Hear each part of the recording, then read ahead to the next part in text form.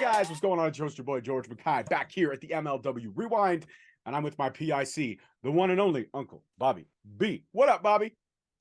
My anxiety level. How you doing? My anxiety is also through the roof. All right. Not because of personal, well, maybe because of personal things. My kid, school, teenage girls are assholes, plain and simple. And bullies suck. I think you can just kids, period. Like a lot of kids are Kids jerks. nowadays are assholes, especially to the ones that have genuine hearts and souls like the mini host. So Too many bullies. Parents, teach your kids not to be a bully. yeah, let's raise our kids to be, better, not bitter. Huh. Yeah. Quoting the situation. There it is right there. And speaking of situations, this past week's episode, we are a day behind because of personal commitments, if you will. But hey, better late than never. That's what I always say. Unless you're getting intimate. It's never good to be late for that. You should probably be on point. You know what I mean? Don't be late. Don't be late. Yeah. Okay. Yeah. I don't know where I was going with that. Me neither. Me neither. I'm not Normally, this is me that does these, but I'm it not was you firing. today. Listen, every once in a while, everybody gets one. Everybody gets one. There it is.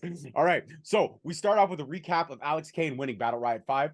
For all of you who don't know the outcome of Battle Riot, please go back through the MLW Rewind archives literally a week ago.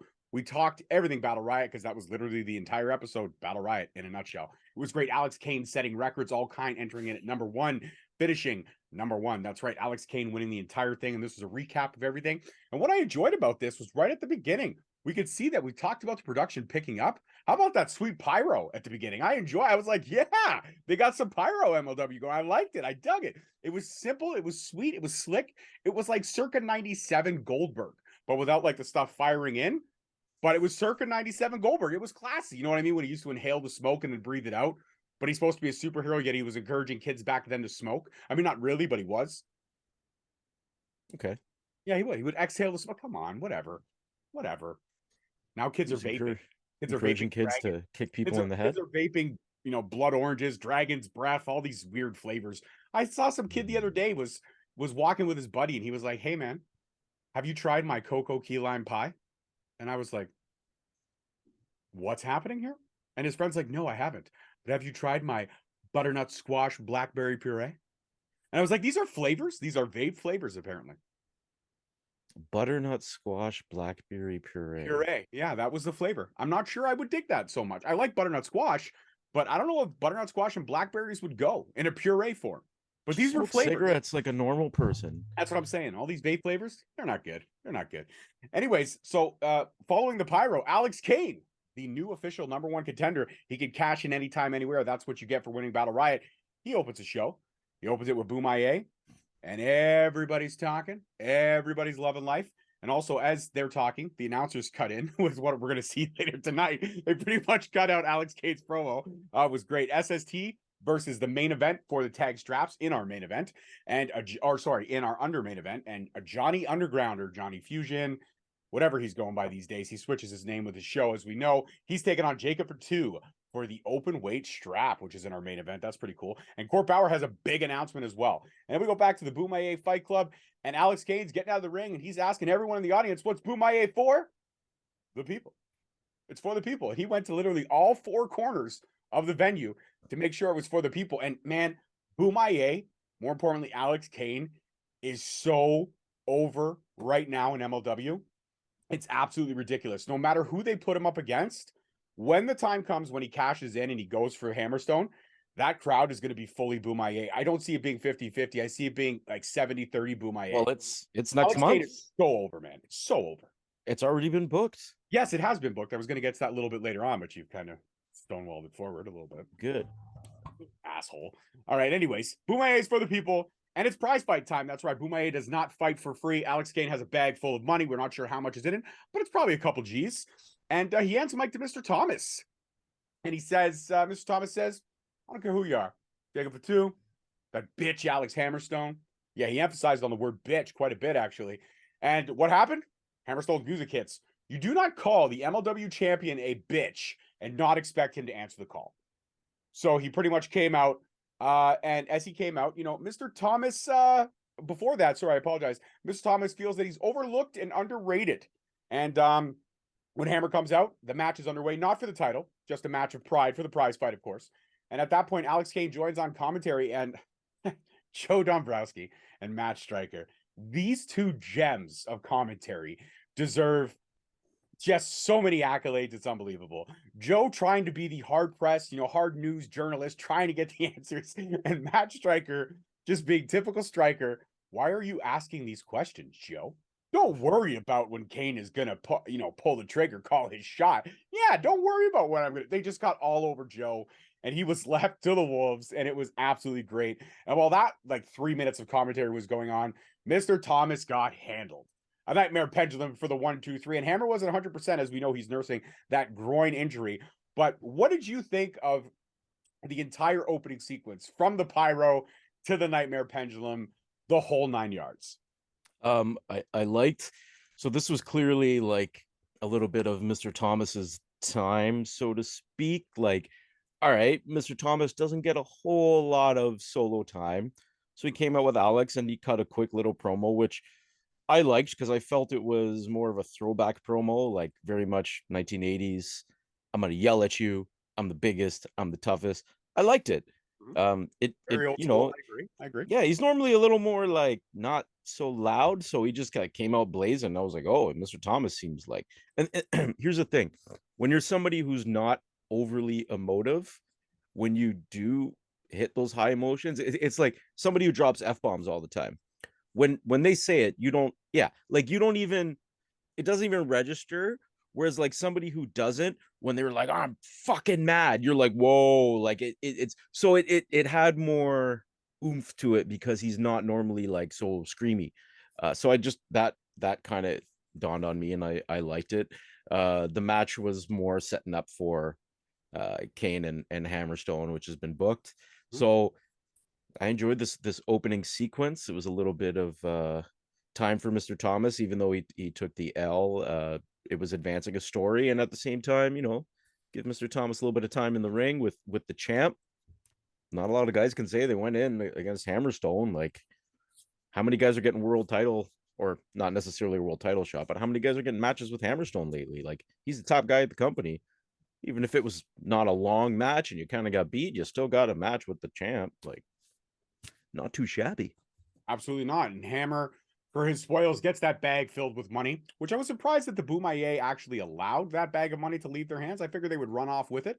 But as they were retreating to the back and Hammer was celebrating, the celebration was not long lived. That's right, because the calling, they came to answer. And as they came out, Hammer, was decimating the gas mask guys pretty easily. Like, they were being sent to quote Joe Dombrowski, they were lambs to the slaughter. They would send one, Hammer would knock him down. Send two, Hammer would knock him down. And at that point, just as Ricky Shane Page and Akira were going to step forward and be the next guys in the ring, they were interrupted by the SST. That's right. This is also advancing a story, which is quite simply brilliant. Wait, SGC or SST? That's what I said. I said SST. Okay, just making sure. SST interrupts, and it's an all-out brawl. And this was, again, brilliant to advance a story with absolutely no words or promo needed. We just know that the SST and the calling have some serious beef. So I'm surprised that knowing that this would be the faction to kind of be the next up for the calling, I'm surprised that the SST didn't answer Hammer's call originally when he needed backup in War Chamber. But I understand the reasons why. And I enjoyed seeing the SGC, the second gear crew, just in case you can't hear me, sir. I did enjoy seeing them in War Chamber, but regardless of the fact, this thing's going to carry on. And just as everyone clears the ramp area to the backstage, we get our huge announcement from Court Bauer. That's right. We've been talking about it for a long time. We've been saying that MLW, as they're growing, as production has improved, as everything is going on the up and up and up for MLW, they need to stop letting these amazing events happen for free. And they are. That's right. They have announced their very first pay-per-view taking place live on Fight TV, July 8th, I believe.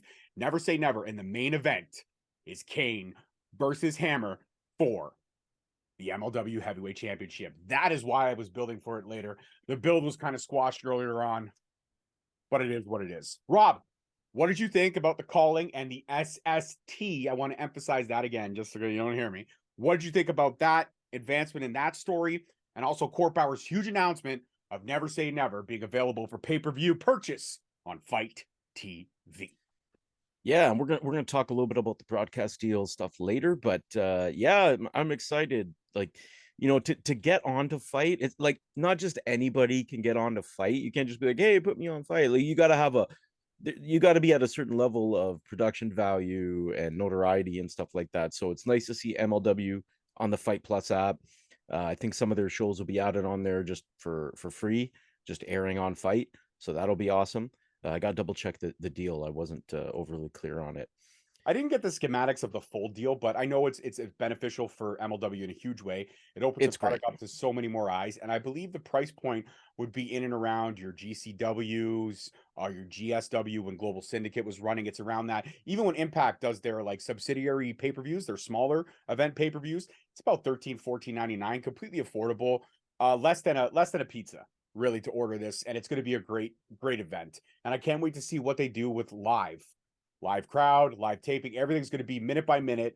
And I think that MLW is absolutely 150% ready for it. And I mean, how can you not? Just the main event marquee alone, that's going to get you subscriptions right there. That's going to get purchases because everyone's going to want to see if the Suplex Assassin can dethrone Alex Hammerstone. I mean, it's incredible.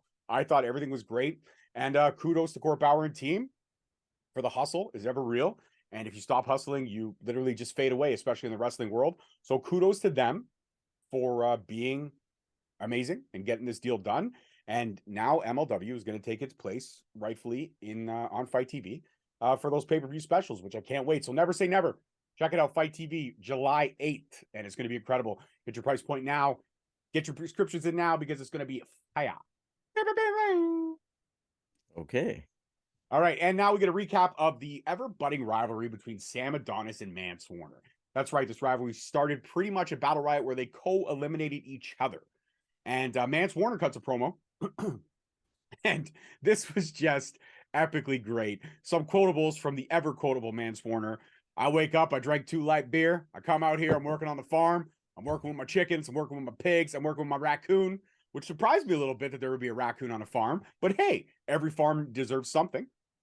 For sure. For every Why animal, not? right to Trash Panda. especially Mance Warner's farm. I'm not surprised there's not more than one raccoon personally.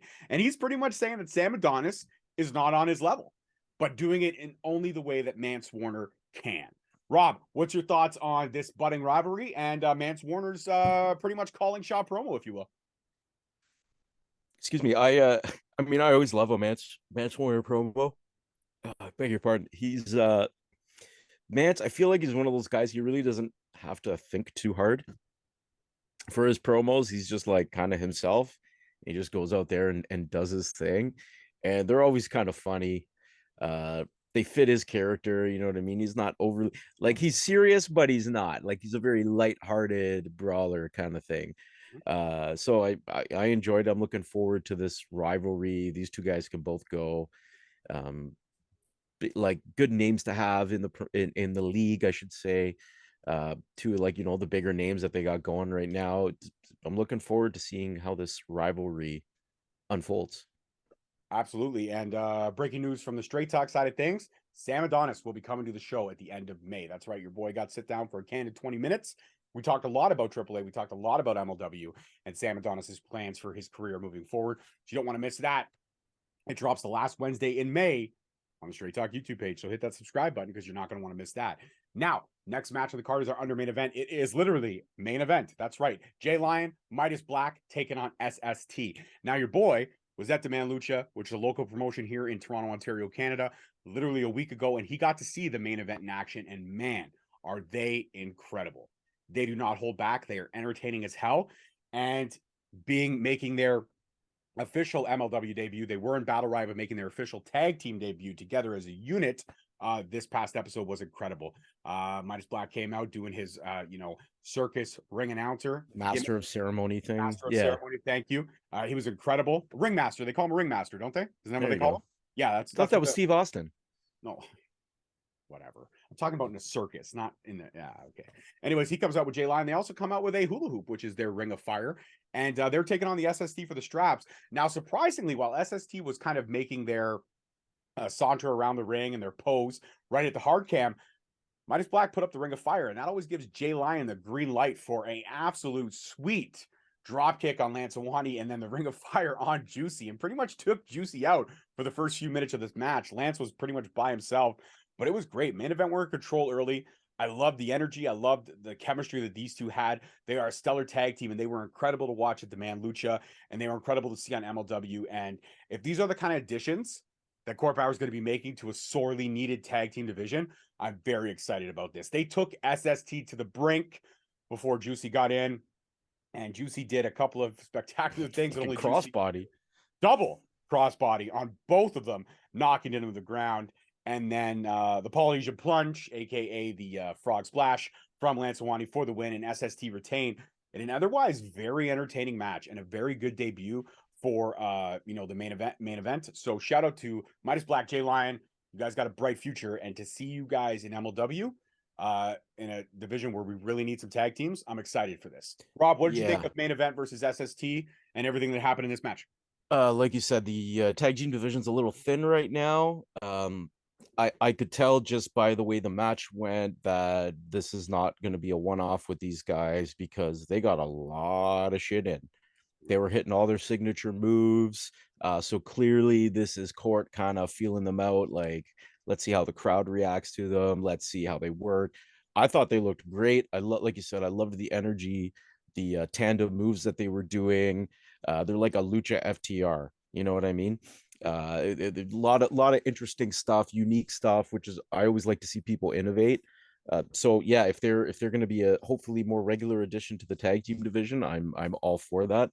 This was a fun match, and of course, Samoan SWAT team just really unstoppable right now. That Polynesian Plunge, Lance Anawahi gets so much height. Fantastic, great match. Dug it. Yeah, absolutely. And like you said, I actually like the comparison. Lucha FTR really describes exactly what main event is about. And in case anybody wants to look them up, Ringmaster Midas on Instagram and Jay Lyon on Instagram. Check them out. I followed them today. They followed me back. They're incredible. And I'm in talks to try to get them here on the Rewind. So it'll be pretty cool to sit down with those boys and chop it up. Now, May 25th, Fusion begins again. That's right. MLW Fusion is coming back. We were saying goodbye to the Underground for at least this season, and they're not holding. There's not really any breaks here, which is fantastic. They're kind of going consecutive week to week, which I absolutely love. So we're going to see Fusion begin, and it begins with the Opera Cup. That's right, the Opera Cup back in the hands of MLW. Dent and all from what Boom Fight Club did, and RIP to the Oprah Cup. That's right. It is no more. It is now back to being the Opera Cup, and it's going to be great to see that tournament take place. Always love the Opera Cup tournament. It's always fun. And we definitely know that Davey Boy Smith will most likely be entering that tournament because he's going to want to get another shot. He's going to want to get a shot at gold sooner than later. So definitely look for Davey Boy Smith Jr. to be probably the guy that's going to take that Opera Cup tournament. Hey, be the only guy in history to be a two-time winner because he's won it before. So it'd be incredible to see. Now we get a calling promo. Just kind of a recap on War Chamber. Didn't really make a lot of it out. It was very quick, very fast paced, but I did catch the end of it. Raven is the savior. He is. Yes, he absolutely is. In his own mind. He's a savior in his own mind. So the calling, just doing what they do best, making your skin crawl. And then we get some featherweight action. We have not seen the featherweight division really kind of be existent ever since the last match that we saw, which was Taya Valkyrie taking on Billy Starks for the featherweight strap, which Taya did retain. But we get Becca versus Britney Blake. Britney Blake is returning. She did go one-on-one with Taya Valkyrie a few months back, and it was a rather stellar match. Now, Britney Blake comes out. She does her intro. She's all business. Becca comes out highly anticipating a not-so-hostile Philadelphia crowd. She did not get that. She got a very, very hostile Philadelphia crowd. They pretty much did not let her get a word in, but she played along beautifully, brilliantly. She was funny as hell. And then she went to sing because she is a pop star. And my God, this was like watching a cat be strangled over a barrel of water. It was just not good singing whatsoever. But she did her absolute best and she killed it. And then she went on to have one hell of a match. Probably match of the night, and you'll find out why with the main event in a couple of minutes. But match of the night for me. Britney Blake got her spots in. She did fantastic. I hope we see more of her. And Becca, just a show stealer, man. She wins the match. She actually won over the crowd as the match progressed because I guess they thought the gimmick might have just been a washout and they thought Brittany Blake was going to take it. No, Becca for the win. And she was incredible in this match. She looked great. They both looked great. And this was probably one of the better featherweight matches that I've seen in some time since they developed that division. Before we get into the Dummy XO promo, Rob, what did you think? First 2 seconds of Becca singing, I was like, what is going on? And then I got it. And I'm like, oh, like that's her gimmick. Like she's like, remember Rebecca Black, Friday, it's Friday. That, and then after that, I found it hilarious. And yeah, I kind of, with that gimmick, I guess I wasn't expecting her to have so much cool offense. It's a good match. We needed some more featherweight action. Like you said, with the Dalmi XO promo we got coming up next, clearly a little more emphasis on the featherweight division. So yeah, it was a good match. Becca definitely show stealer is a good way to put it, George. Absolutely. And speaking of Delmi XO, we know she made her MLW debut about a year and a bit ago with her sister. They were part of the Sea Stars tandem that we saw for a little bit. She has been recently signed to MLW by herself as his single star, and she is referring to herself as the Goddess Queen.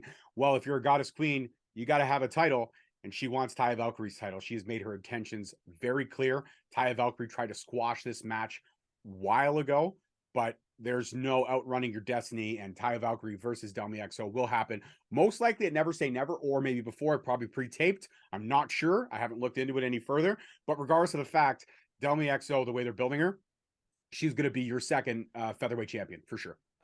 I'm kind of curious if she's a gamer.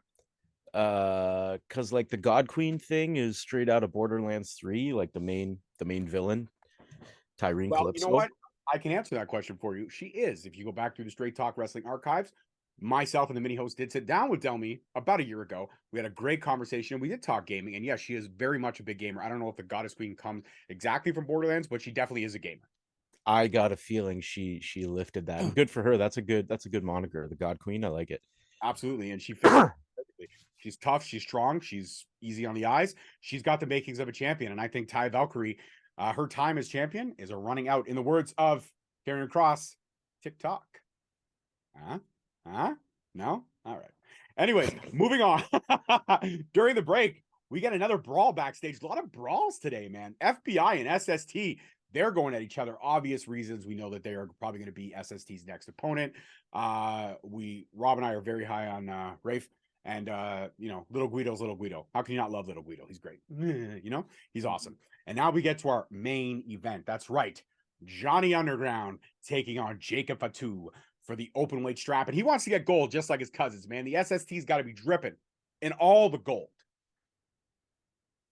Johnny comes out.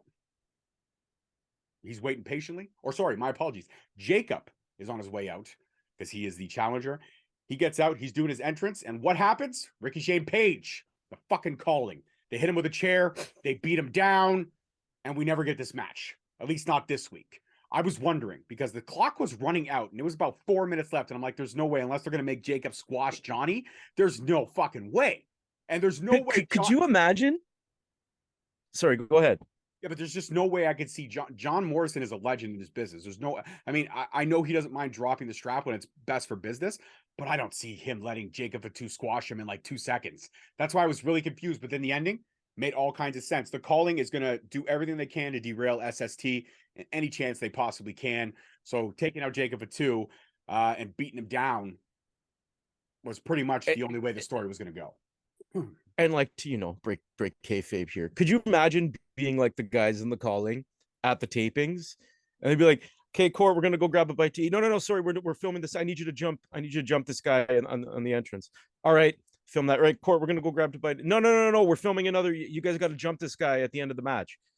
All right, Court, can we go grab? No, that we're filming right now. You got to jump these guys as they're leaving the ring. Like they just keep just attacking everybody. It's like old NWO, like they're just running roughshod over the whole league. So it's pretty, but it's yeah, like they're interfering everyone's clearly Jacob Fatu put himself in the calling's crosshairs, and SST are in there by association. So you've got kind of almost calling, and then on the other side you've got Fatu and the Samoan contingent. You've got the second gear crew. You've got Hammerstone. it's almost gearing up where it's like two halves of the company just teeing off against each other. So it wouldn't surprise me if the calling adds another named member or two, as opposed to like a gas mask henchman, like another couple of actual names. Like, I don't know, I'm just throwing this out there because we just watched her, but like Brittany Blake seems like she would kind of be a good fit in the calling. Like, toss her in there, you know, and get some featherweight action in there. Just they could do something really cool with this and like build it more. And like, I'm not saying make it overinflated like the aforementioned NWO, but a few more members, make it a little more of a force, make them, they're already pretty unstoppable. Like, it could be pretty crazy. Absolutely. And, you know, as the beatdown occurred, Ricochet and Page got his spots in, and so did Akira with that wicked knee right on the back of Jacob Fatu's head, which pretty much sent him to the bottom of the ramp. And yeah, Jacob Fatu, I've never seen him get manhandled like that. He's been in situations where he could, but pretty much the calling is doing what Jacob Fatu used to do in Contra. So if you think about it, it's a little bit karma. It's a little bit of karma, sorry. So yeah, Jacob Fatu and the SST and the calling, this is far from over. It is just boiling over at this point, and it's going to be exciting. It's going to be exciting as things go on. And who knows, we may get some trios action at Never Say Never. There could be an SST versus the calling, the way they're setting things up. I also wouldn't mind seeing the main event again going after SST. Wouldn't it be amazing? How about this? Triple threat action, the main event versus SST versus the calling for the tag straps. I think that would be pretty dope.